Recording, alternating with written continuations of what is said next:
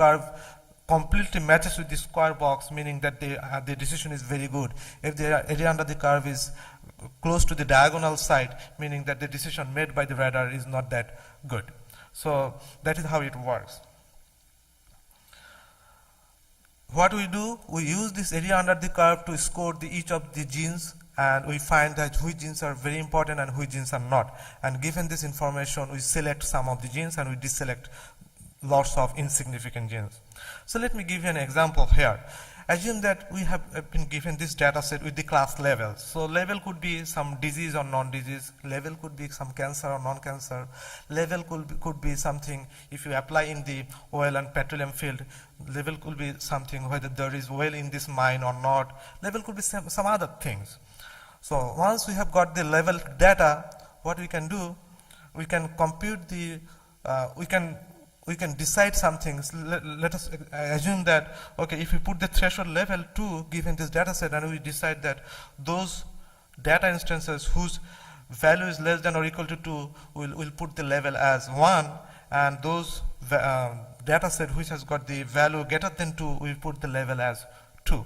So if we decide this threshold level to divide the data set into two class levels, level 1 and level 2, then we get some true positive and true negative values. What is the true positive? Meaning that in the prediction level, how many data points we have classified as a class 1, while in the real world it has got the level as class 1. That's called the true positive. And true negative is that how many data points which have predicted as class level 2 given this threshold level, and which exactly matches with the real world data. So that is called the true negative. So we get this sort of data table given this threshold level. Once we get these values, we use this true positive rate and the false positive rate. As you can see in the screen, we compute the true positive rate and the false positive rate. Once we get these values, mathematical values, we put these values in a Cartesian graph. The graph ranges from 0 to 1 in the x-axis, and in the y-axis 0 to 1, and as you can see that the value of the true positive rate and the false positive rate for the threshold level 2 is 0.2 and 0.6. So we just add the other extreme values 0, 1 and 1, 0 to form a curve. So we have got an ROC curve for the threshold level 2. Now let us change the threshold level from 2 to 2.2, and we find that the true positive rate and false positive rate becomes 0.2 and 0.8. As you can see that now the curve, the red curve is, we get a new ROC curve for this threshold level 2.2. By moving this threshold level, we can identify which threshold level can give us the best classification. So we are, in other sense, we have developed a new sort of classifier, okay, given a single threshold point.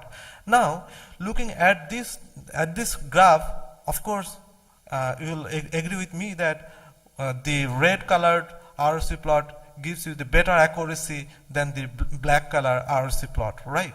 So, in other sense, if we compute the area under this curve, of course, the red colored curve will give you the better, higher area under the curve than that of the black color.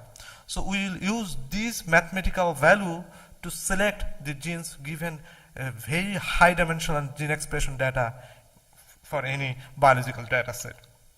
So let us give an example.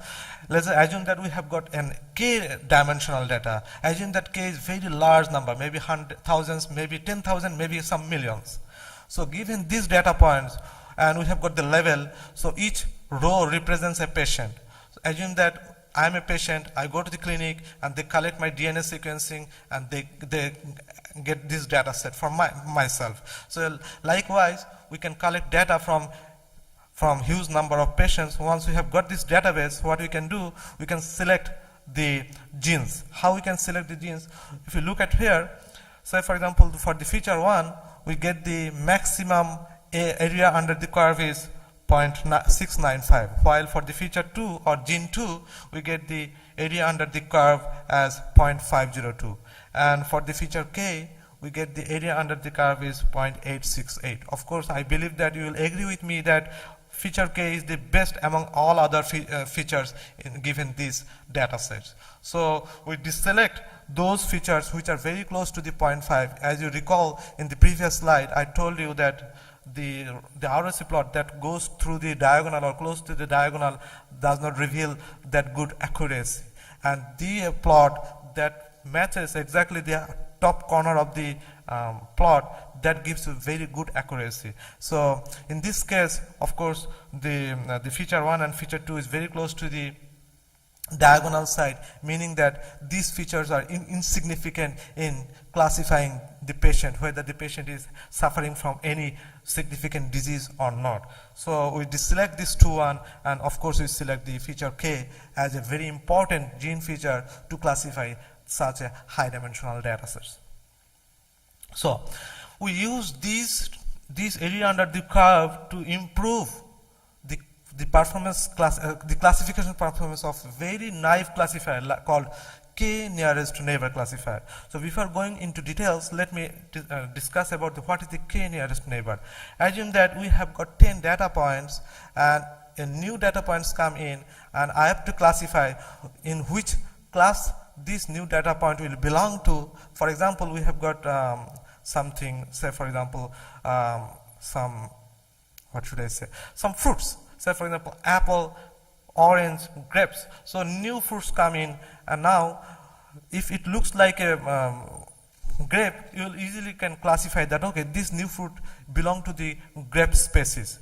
So every data point should have got some feature values. Given these feature values, we can classify whether this data belong to in this class level or in the other class level. How it can be done? Using some distance function. It computes some distance function from each of the data points, and then it sorts this out, and it finds that which data point is very close to the new data point in terms of the distance, and then a decision is made that, okay, this new data point should belong to in that group. That is how the K nearest neighbor classifier works. Now, the problem with the K nearest neighbor classifier is that it considers each data point in the existing database is with equal importance. But in the real world, it might not work appropriately. For example, if we are to classify, given the speech of a person, we have to classify whether the speech is coming from a male person or a female person. It is very easy to classify, without knowing anything, this person is female and this person is female, just listening to the voice, right?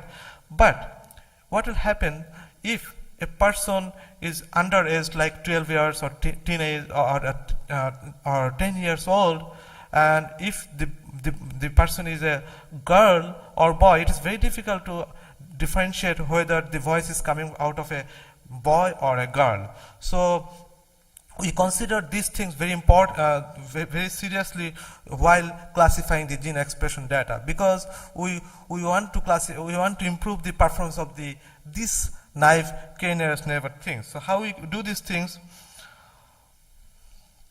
I will skip these things because these are some related works. So how do we do these things? We introduce this area under the curve as a weight function for each of the gene expression data. Assume that for each of the patient we have got 10 genes. So what we do, we put the importance each of the genes. Like as you can see in the second weighted distance, you can see that AI is the area under the curve for each of the gene. So we multiply each of the gene with the distance function, and that is how we put much importance to those genes which reveals very important in terms of discriminating the data, in the data set. So using this function, what we have done, we get some improvement in the classified results. So apart from that one, as I told you earlier, that we use some other grouping that while classifying the data set, will make some pre-processing of the grouping of the data such that we find the nearest data point to the new data point in a specific group in comparison to just considering a whole lot of data. What we do, as you can see in this graph, the G alpha and G beta, meaning we consider this group to look for the closest data point to the new data point. Okay, in comparison to the just considering the whole lot of data from xi to, as you can see that whole lot of data point is complete data is n, while we are using only the smaller n number of data to classify the data point. So we make use of two things. One is the weighting of the gene expression. As you can see that weighting of the gene expression data, each gene expression data, just modifying the distance function, and then we use this grouping, subgrouping among the whole lot of data to improve this performance of the classified nearest neighbor. So these are the results I will show you here. So for 6 gene expression data set. As you can see that the general k nearest neighbor, the second row, the performance classification performance is close about 60% or 62% for gene expression 1 and gene expression 2, while if you use the ROC, we call it new classifier as the ROC KNN, meaning receiver operating characteristics KNN. As you can see that the classification performance gets improved about 5 to 6% for each of the data set that we have used in the experimentation. So that is a huge improvement in terms of classification performance. Okay, for a very, I'm saying about very high dimensional data set and very small number of samples. So now we have compared, we have used some small data set. These are very high dimensional data sets. So we are interested to see what happens if we use some small data sets. And we see that we have used 6 small data sets, and we find that for a small data set equally, the classification performance improved significantly in comparison with the traditional k nearest neighbor classifier. And as you can see that the performance of the new classifier is far better than the traditional k nearest neighbor, as well as better than some other existing classification tool that are available these days. So that is all for these things. I have got another new classifiers that we have proposed recently, but I would like to skip this point. The reason is that we don't have time. I would keep open some time to ask me some question from you.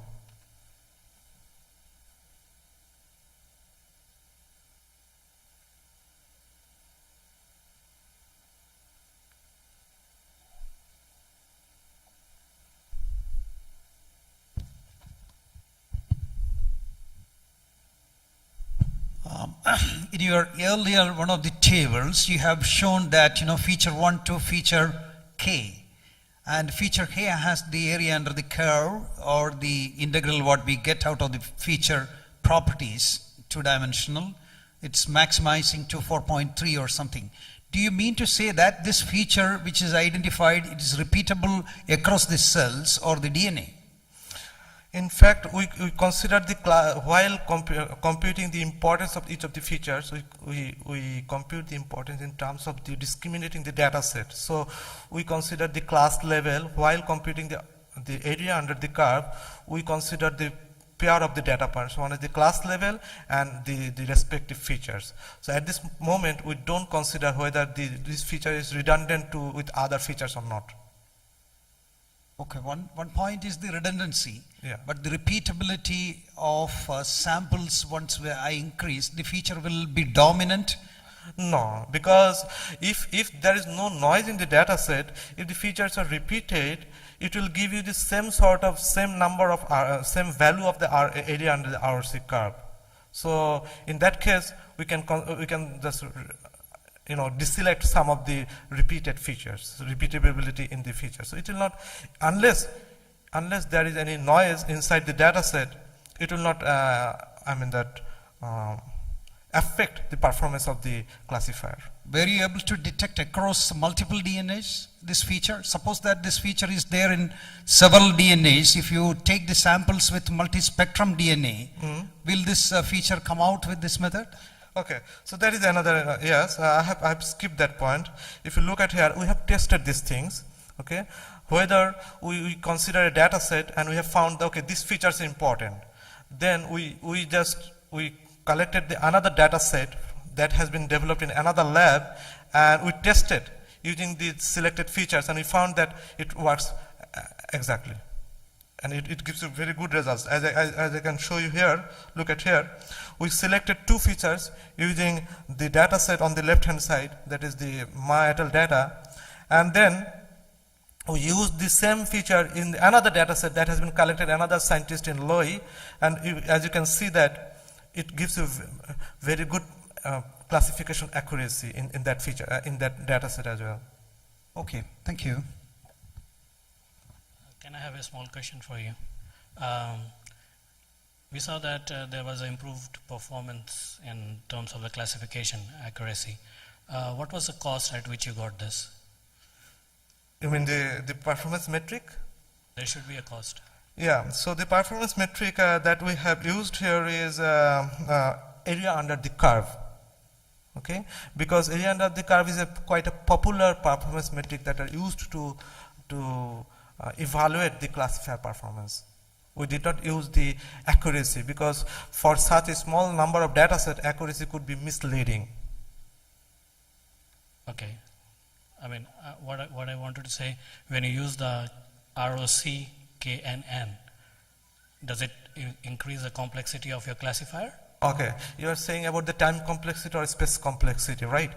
So for this ROC, KNN, yes, the time complexity is a little bit high. Yes, that is right. The time complexity is a little bit high. All right, thank you.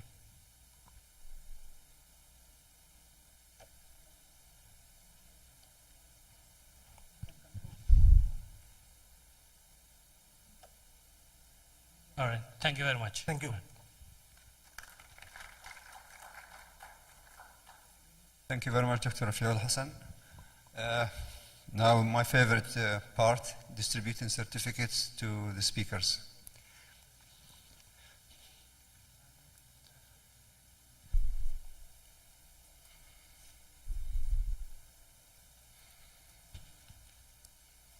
I will call out the name of the speaker, and when your name comes. Yes. Dr. Rafiul Hassan.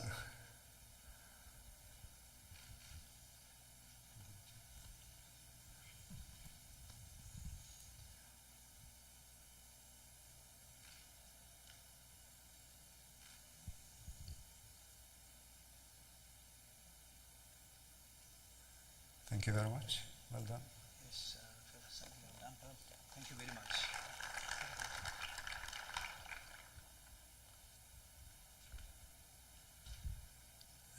Ranjit Rajan.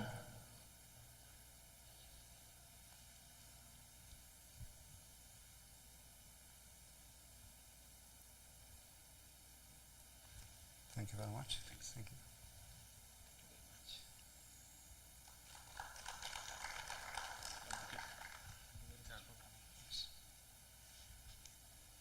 Mr. Laurie Scott.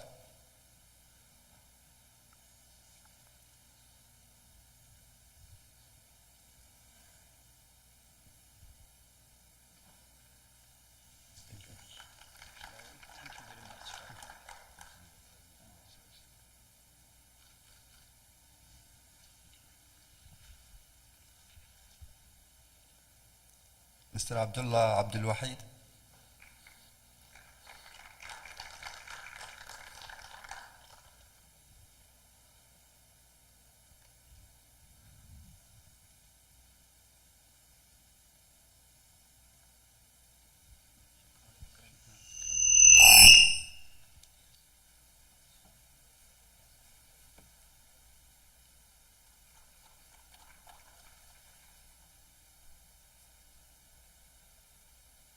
And last but not least, Dr. Lahurai Goti.